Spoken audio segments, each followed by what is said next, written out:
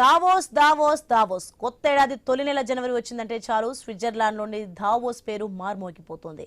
ఇప్పుడు ఆ సమయం రావడంతో మరోసారి అందరూ దావోస్ గురించే చర్చించుకుంటున్నారు. దీనికి కారణం దావోస్ లో ఏటా జరిగే ప్రపంచ ఆర్థిక సదస్సే. పారిశ్రామికవేత్తలు, ప్రభుత్వ పాలకులకు దావోస్ గురించి ప్రత్యేకంగా చెప్పక్కర్లేదు. పెట్టుబడులు పెట్టి వ్యాపార అవకాశాలు ఎక్కడ విస్తరించడానికి వీలుందో తెలుసుకోవడానికి ఇదో చక్కటి వేదిక. ఈసారి దాదాపు 3,000 మంది వస్తున్నారు. వీరిలో అమెరికా అధ్యక్షుడు ట్రంప్ కూడా ఉన్నారు. మొత్తం 5 రోజుల పాటు దావోస్ లో వరల్డ్ ఎకనామిక్ ఫోరం జరుగుతుంది.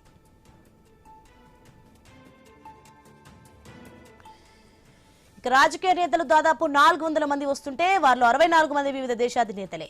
ఇక వివిధ కంపెనీలకు చెందిన 1000 మంది సీఈఓలు వస్తున్నారు.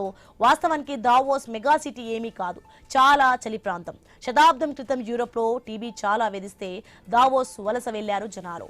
ఈ పర్వత ప్రాంతాల్లో ఒక చర్చి కూడా కట్టుకున్నారు. ఆ చర్చి ప్రస్తుతం ఆర్థిక సదస్సులో చర్చలకు వేదిక. అమెరికా ఆధ్వర్యంలో దశాబ్దాలుగా సదస్సు జరుగుతోంది.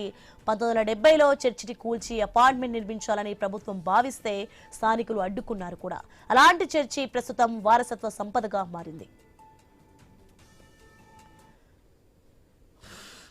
ఇక వేసవిలో ఆరోగ్య పర్యాటక ప్రాంతంగా ఉన్న ఆల్ప్స్ పర్వత సానువుల్లోని దావోస్ శీతాకాలంలో క్రీడల హబ్.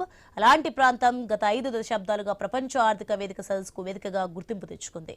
1971 నుంచి ఏటా జనవరిలో ఈ సదస్సు నిర్వహిస్తున్నారు. యూరోపియన్ మేనేజ్మెంట్ ఫోరం మొదట్లో ఈ సదస్సు నిర్వహించేది.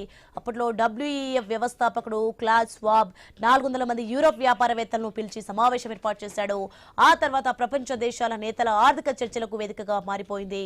జెనీవా కేంద్రంగా ఉన్న WEF ఏటా ఈ సదస్సును నిర్వహిస్తోంది. ఈ ఏడాది జరిగేది 56వ సదస్సు.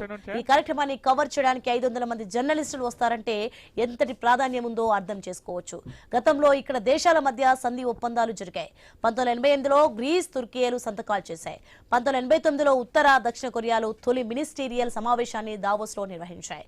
1994లో ఘాజా, జెరికోలపై ఇజ్రాయెల్, పాలస్తీనాల మధ్య ఒప్పందం కుదిరింది. జర్మనీ పునరేకీకరణకు దావోస్ లో చర్చలు జరిపాకే బెర్లిన్ గోడను బద్దలు కొట్టారు.